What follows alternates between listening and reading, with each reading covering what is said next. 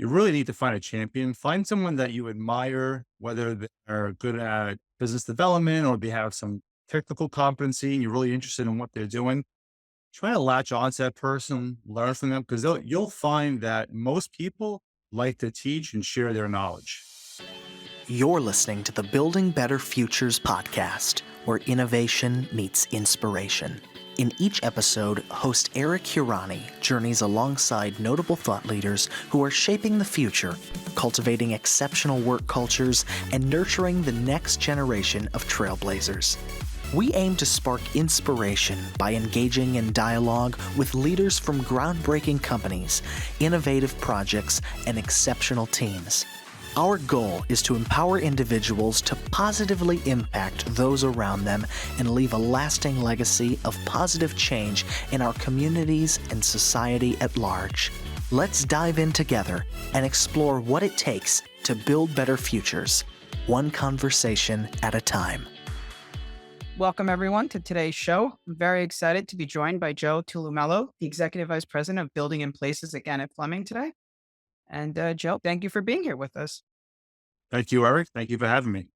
Of course. And we always like to start the show off with a little bit of good news and gratitude. Is there anything, personal, professional you'd like to share that might qualify as some good news in your life or some gratitudes you have for maybe people you Yeah, I work with? can. I can. I'm not sure if you saw, but we recently merged with Trans Systems. They're our national transportation engineering firm, and I'm really excited about it because it's going to create a lot of opportunities for Gannett Fleming in our business, and it's something to look forward to.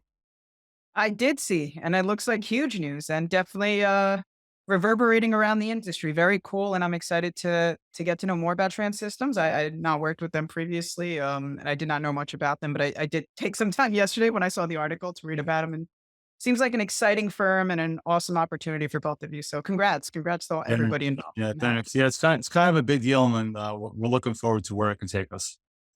Very exciting. And my gratitudes on show day are very easy. They're always to the guests. So my gratitude is to you today. Thank you so much for taking time out of your busy schedule. I know it's very hard to find time to do things that are not directly related to our jobs. So this is great, and I think the audience is going to learn a lot. I'm very excited to hear about your journey and yourself, and advice you have for younger engineers, architects, and professionals, and even some older one. You know, some people that have progressed in their career a little bit further, but still are looking for guidance on what where they're going to be next. So we do have limited time, so we'll jump right into it. And so just to start, tell us a bit about yourself. Your background, career path, and your role at Gannett Fleming specifically. Sure. So let me start with I'm a local New Yorker, born and raised Brooklyn. Been here all my life, right? Always something nice to share with a local New Yorker. Son of Italian immigrants, something that I'm proud of. My career, the start to my career is a little unorthodox. I actually started out in business, went to Pace University, Lubin School of Business, graduated, and towards the end of that education, or my degree, I should say, decided it wasn't for me. I always had a creative side and explored it further. And then I went to school for architecture and acquired a Bachelor of Architecture from the New York Institute of Technology. So a little unusual in this business. Started my career in the AEC space, working for a small commercial firm in Brooklyn that did mostly residential and commercial type of work. And from there, took a job with one of my professors, John D. Domenico, runs a reputable New York City architecture firm focused on transit and transportation. And towards the end of my career there, I befriended an engineer at Gannett Fleming, working on a large MTA design build project called Grand Avenue Bus. Really exciting project. And that came to a wrap. And John hired me. The individual's name is John Furdy, a really, really great guy, longtime Gannett employee. John hired me at the end of that project to start an architectural group in New York City, which was a group of three. And that was in 2009. And since then, I've taken on many responsibilities. I've grown the business. And now I run what we call Buildings and Places Corporate Business Group, which is essentially the buildings division for Gannett Fleming nationwide. That's really awesome. And I tend to do some research on the guests, even when I know them. Obviously I know you prior to being on the show here. But I was looking at your LinkedIn earlier, and I love to see that progression in a career. I just think it's so interesting. And is proof for anybody else out there, right? Like it's possible as long as you kind of apply yourself, you're willing to work hard, willing to learn a lot, probably have a good mentor or two, right? It sounds like you had some really influential people in your life that took you took you on that journey. I have. Um Yeah, I have. Yeah, I've been very fortunate. and so it actually it's perfect because it rolls into a question I wanted to ask you, which was what are some of the initiatives you've implemented to provide like those kind of opportunities maybe for the younger people at Gannett Fleming or those that are just entering their career?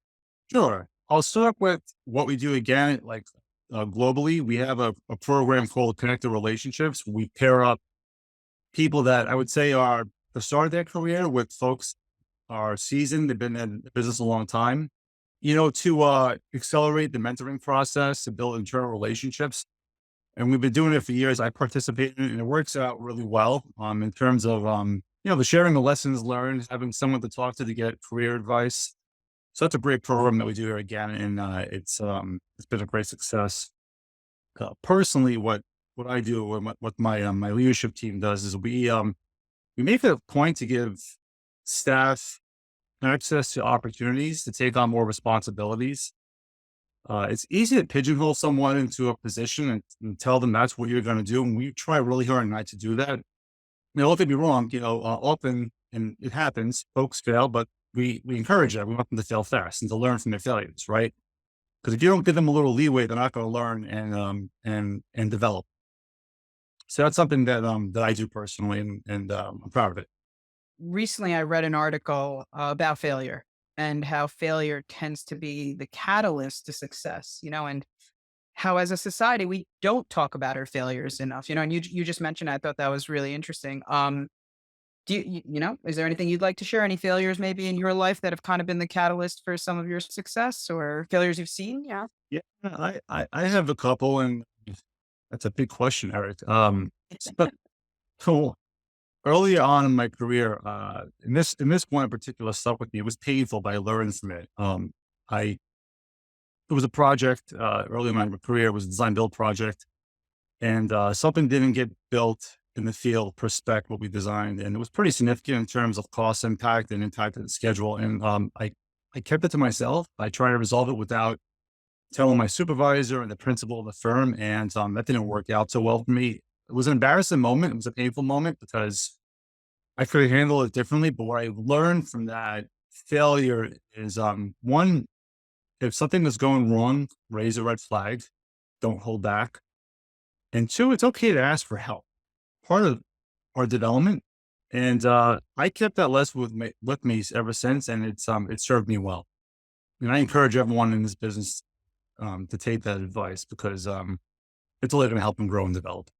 Yeah, I think acknowledging failure is amazing, and so that obviously had an impacting.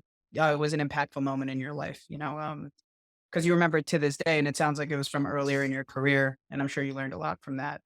Um, acknowledging a failure, I think, is very important, but then also adapting and changing and learning from it. And it sounds like you did all of those things. Communication is key, right? I think we would all probably say that across the board. And it seems like in that instance, maybe if there was some more communication, maybe there would have been a resolution sooner or something could have changed along the way. I Um, Absolutely, yeah, absolutely. It's good to speak up when something isn't going well. It's expected. and so in terms of that for let's talk a little bit more about Anna Fleming then. What kind of like how do you guys do that in your culture? How do you make it okay for people to speak up when either there is a problem or a failure? Like culturally, what is that like for you and the team over there? It's a good question. I wouldn't say we provide the space for that, the safe space. We don't reprimand employees or ridicule them for not doing something right. Right? We all make mistakes. Projects don't always work out as they're supposed to, as you know. Right? This is a really challenging business we're in.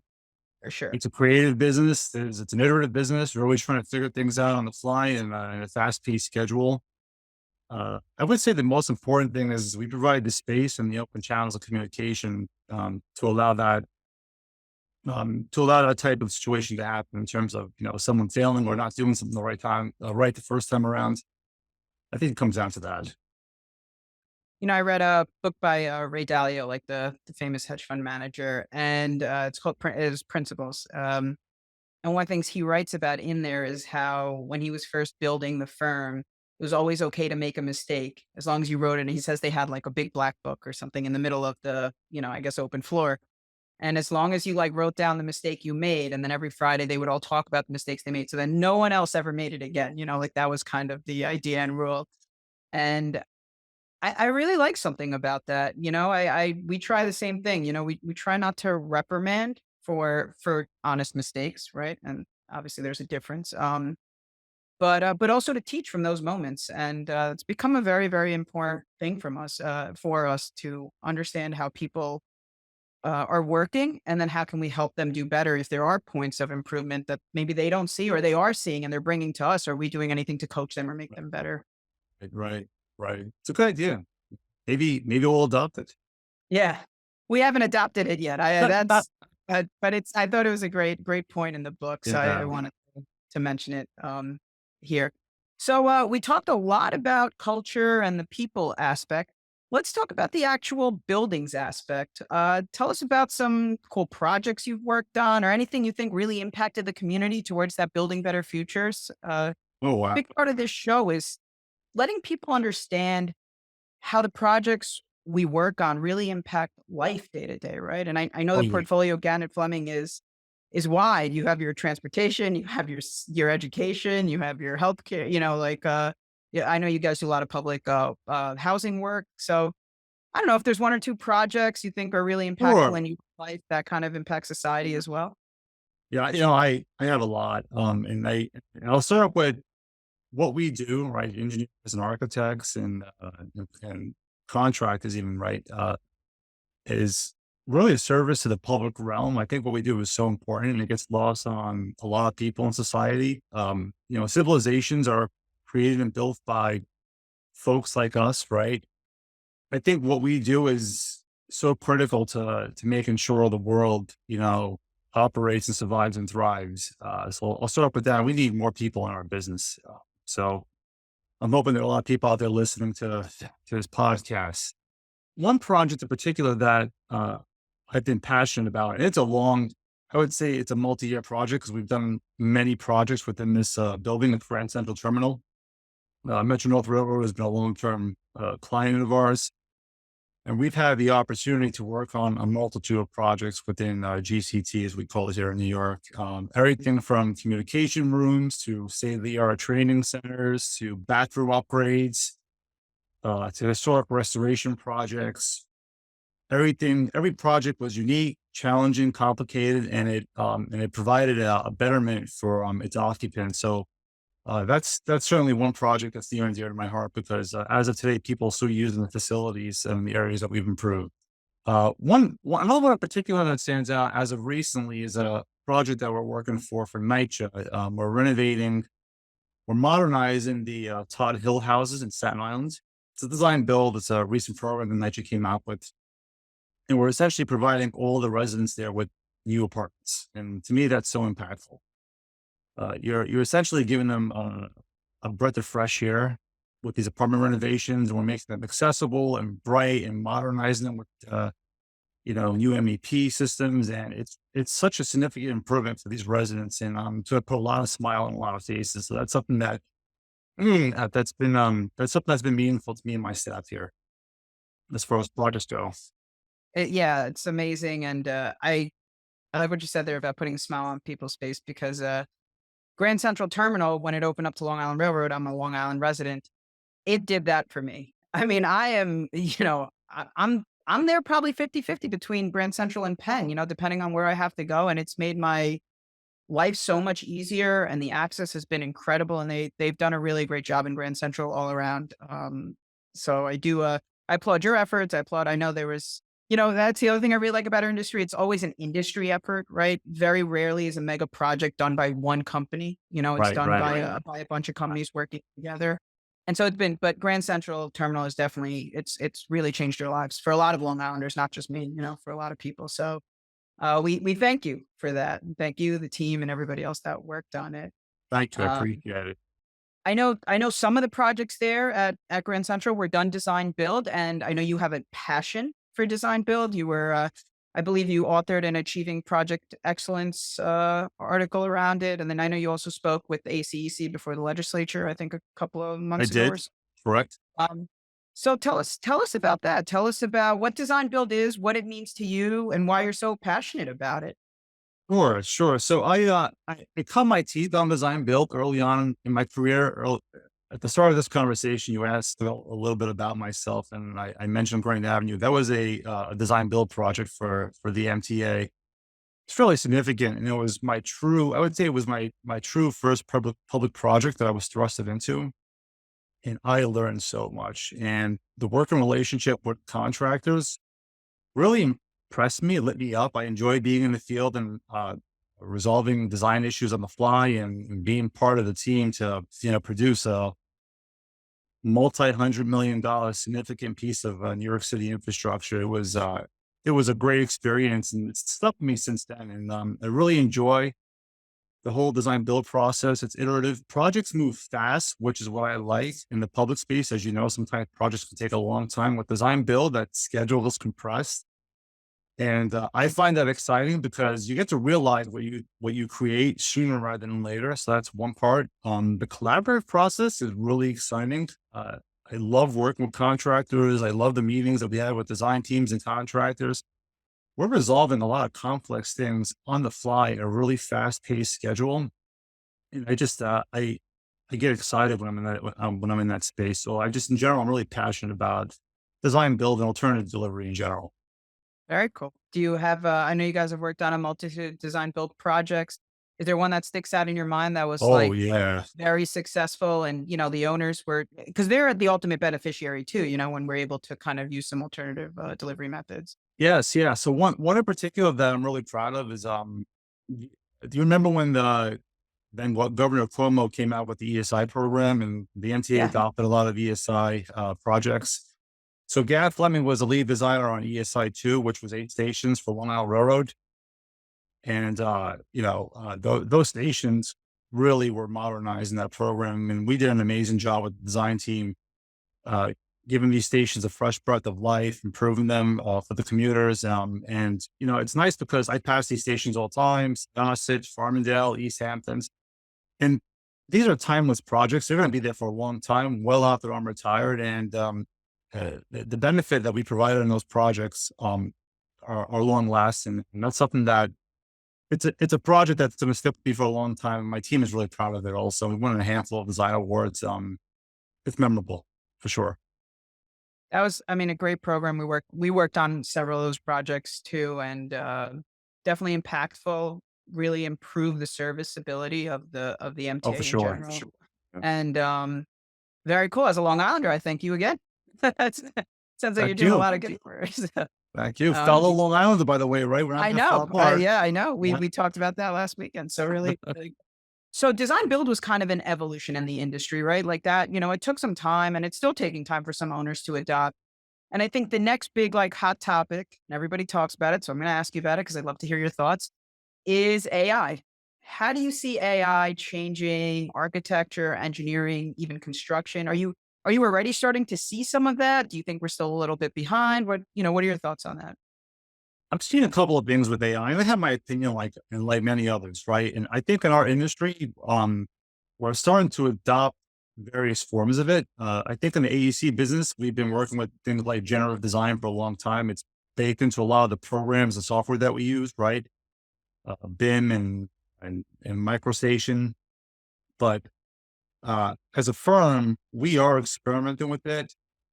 We have a pilot program right now where a handful of users are using ChatGPT, an exploratory way to either enhance proposal writing, technical writing, come up with codes and scripts that can accelerate some of the generative designs in the softwares that we use for our finished products.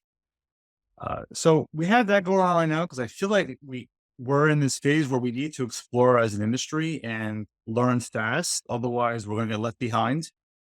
Because a lot of the software providers we rely on to deliver the work that we deliver, they're moving really fast into this space and they're going to leverage AI as fast as possible.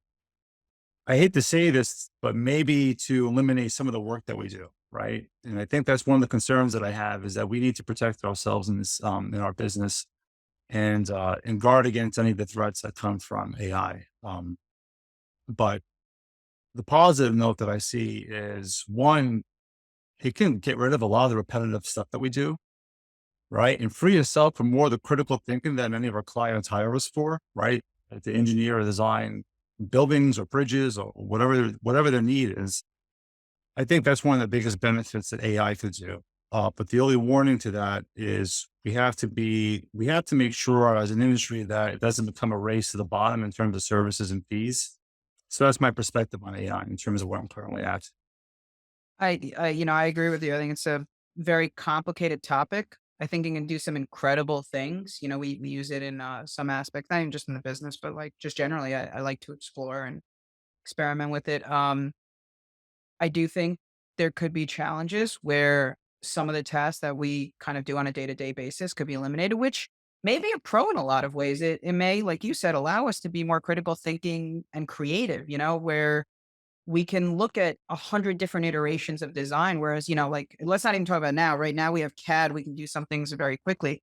But think about like 30 years ago, right? When everyone was hand drafting, it was like, I got one page, an hour or something like that, or a day, and if you needed me to do another iteration or change it or think out of it in a different way, it was almost a mental obstacle because I was like, but it's going to take me another 2 days to even like start that process. So Yeah, for um, sure. I I think there's definitely could be some benefit, but I think we have to be very careful about how it's implemented and how it's utilized, like anything or any technology. I think there's ways that it could take advantage of the industry or owners or something like Oh, that. for So, sure. Yeah, yeah. I think we need to educate owners and advocate for ourselves when it comes to how we deliver services. Uh, because it's here, technology is not going to go away, and we've seen internally we've seen use cases where we can take a week's worth of work and do it in 2 hours. right, it's Right. amazing. So interesting time there. What about you? Have you used it at all, like personally? Do you go on ChatGPT or not yet? Not Yeah, really. no, I use it. I use it. I've used ChatGPT, Copilot, Gemini. I experiment with all of them and I use them for multitude things, right? I use them to help me synthesize thoughts. I can have a lot of things I'm trying to cobble together that I just can't make sense of because it's just a lot of information. I find these language models to be really useful when it comes to doing that. Sometimes I use it when it comes to a translation. If I need some assistance speaking or writing in Italian, I found it really useful on that front. So that's kind of been how I've been experimenting, and I can see myself ex- using AI more so in the business as we move forward. Yeah, I absolutely love it for giving me a starting point of thought, right? Like I'll just type in mishmash of words that are in my head that I need to like formalize. And it's normally pretty good about giving me great structure and direction. I mean, I always modify it. I don't know. I still feel very like I feel like writing is very personal for me. So I need it to sound like me or be written by me. But I Right. think it gives a great like start to that train of thought. Which is wonderful. You have Uh to you have to scrutinize what it gives you. So important. You really have to scrutinize you it do, for because sure. if you take the results and you can just go with it, the outcome may be different than what you expected. Yeah. Not great. Um All right, very cool. So, I have a couple more questions for you as we're close to wrapping up here, and so, I think I'm going to ask you my favorite question, and this is what this is all about, and it's actually what advice would you give to young professionals, either starting their careers or early in their careers? What is something you wish you knew when you were first starting out? Good question.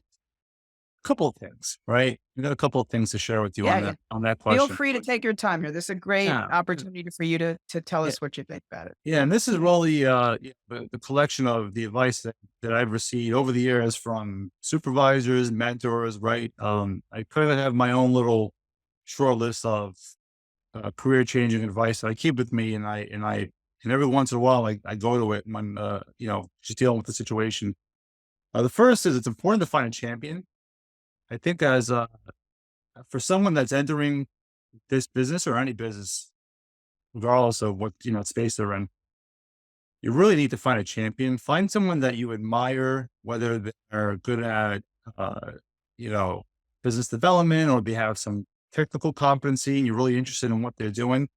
Try to latch on to that person, learn from them, because you'll find that most people like to teach and share their knowledge. I've never been in a situation where someone told me no. So I think that's really important for someone starting their career. Another piece of advice that someone gave me many years ago, and today I still reflect on it, is never turn down an opportunity to take on a new responsibility, even if it takes you outside of your lane. And that's what really got me into the position that I'm currently at Gannett Fleming. I've taken on so many different roles, from starting out as an architecture manager to client management to managing an engineering team. And while there was a level of I would say unfamiliarity in all these new positions, I embrace it because it opened up so many doors for me. And I think that's so important for someone that's starting a career. Like, be open-minded, take on responsibilities. Even if you are uneasy or a little nervous, or if it's not what you do, you'll learn from it and you'll be better off. So you got two from me, Eric. You got two. No, I actually, I counted, three there. You said, find like a champion and a mentor, right? Ask for advice and help, because rarely are people going to say no. And it's so interesting that you say that, because I kind of grew up with that. My dad always told us that they were like, most people want to help, and most people, if they can help, will help. That's like a general thought. And then the third thing was, don't be afraid to say no to new responsibilities. Get outside your comfort zone. And I guess you and I are doing that here, right? This is outside Right. of our comfort That's zone. right. That's right. That's So right. we're having a great time though. I'll take three. I'll take three. Yeah, yeah. And on the mentor front, I find that to be so powerful for me specifically. In my life has always been guided by people that I've been able to trust and are champions or advocates for me. And so I love that as a piece of advice. And we actually at CMAA, I started a mentor program. And just the other day, we got feedback from someone that was like, I'm just so grateful to be in this, because I was weighing between two job opportunities. And it gave that person an opportunity to bounce these ideas off of people that had done like both of those Right. jobs. Some had worked at those firms before. Like, they just were able to get such insight that they wouldn't have had if they didn't have that mentor. And so a lot of it is just about the experience and exposure someone can offer you if you ask them the question, Right. rather than Super, trying to, super important. So yeah, important. So important. because it's hard to make decisions in a vacuum for me too. I mean, I would say I spend 40-50% of my time talking to people when I'm trying to make a decision to understand, what are the potential outcomes? What have they seen in their lives? What experiences do they have to share? Um, so I find it to be incredible.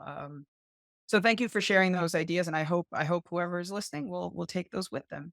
Uh, You're so welcome. now we're gonna do.